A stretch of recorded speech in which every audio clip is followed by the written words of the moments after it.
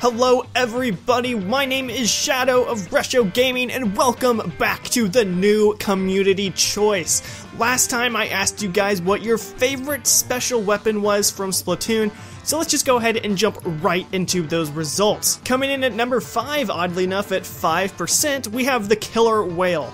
Now the Killer Whale is honestly really self-explanatory. It's a killer whale. Not like an actual whale, but you know, like a screaming whale. It's a device that emits a really supersonic sound. It immediately kills the other Inkling if they're in the immediate range of the killer whale.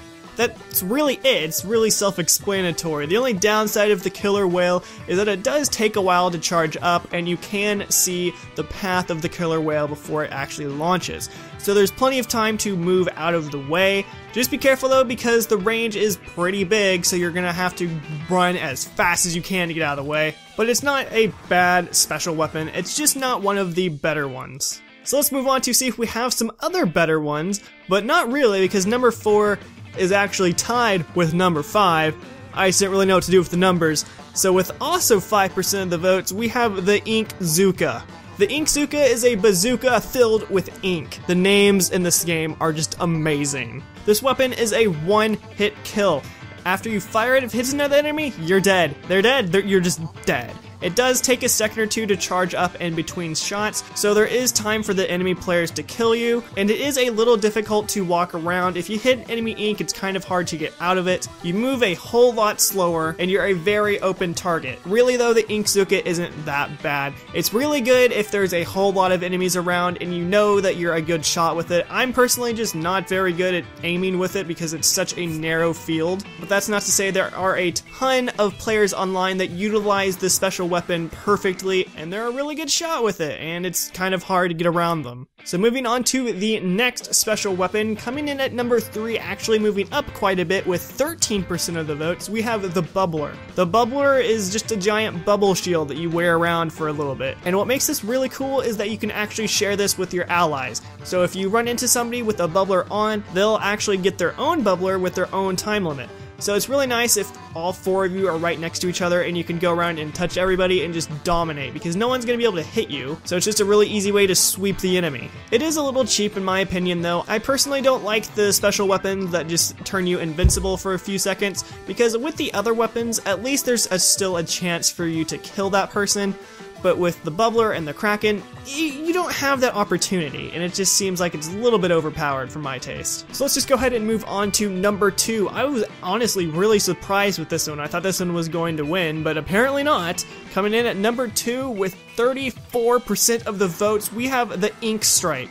The Ink Strike is one of my personal favorite special weapons to use in the entire game. The whole premise behind the Ink Strike is that you can send a giant wave of ink to a certain area on the map. Anywhere you want to go, it's totally up to you. And with this comes a whole lot of different uses. For like splat zones, you can totally just cover an entire splat zone and maybe kill a few people in the process. Same thing goes for tower control, and for things like turf war, you can actually cover an enemy's entire base. That way you don't really have to worry about it as much, and you can focus on other things while you move around the map getting more turf. Strategy wise, it can be used a whole lot, and that's why I really like it. But I guess a lot of people like number 1 a whole lot more than I thought. Coming in at number 1 with 40% of the votes, we have the Kraken.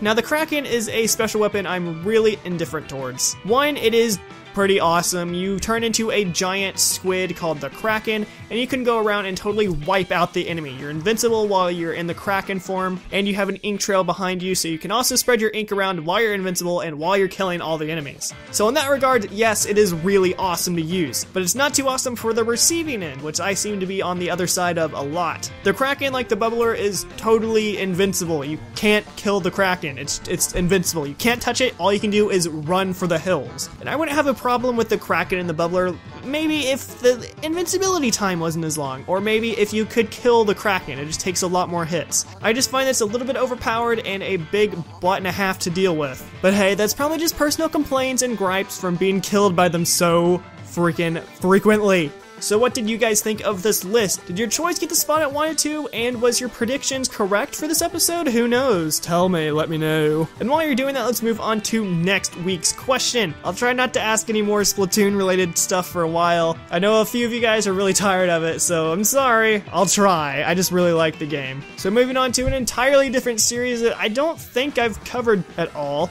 Let's move on to Animal Crossing. So my question today is, who is your favorite Animal Crossing side character? Now, by side character, I don't mean like a villager. I mean one of the shop owner's side characters. Basically, any character that can't physically live in your village. So Tom Nook, Gulliver, Isabelle, Red, KK Slider, all of those people. They all do a certain role, and they're all really different character-wise, so I'm really interested to see who your favorite characters are. Alright guys, that's all I have for this episode. Make sure to give this video a like and leave a comment below telling me all your juicy secrets and how much you hate me and whatnot. I know a few of you do it, but also don't forget that you can also leave suggestions for future episodes in the poll I have in the description. I know a few of you haven't really liked some of my choices in the past few episodes, so tell me one of yours. Maybe it'll be better. I haven't got a lot recently, so maybe that's why. I want you guys to tell me what you want me to cover. It is a community choice after all, so send me your community questions.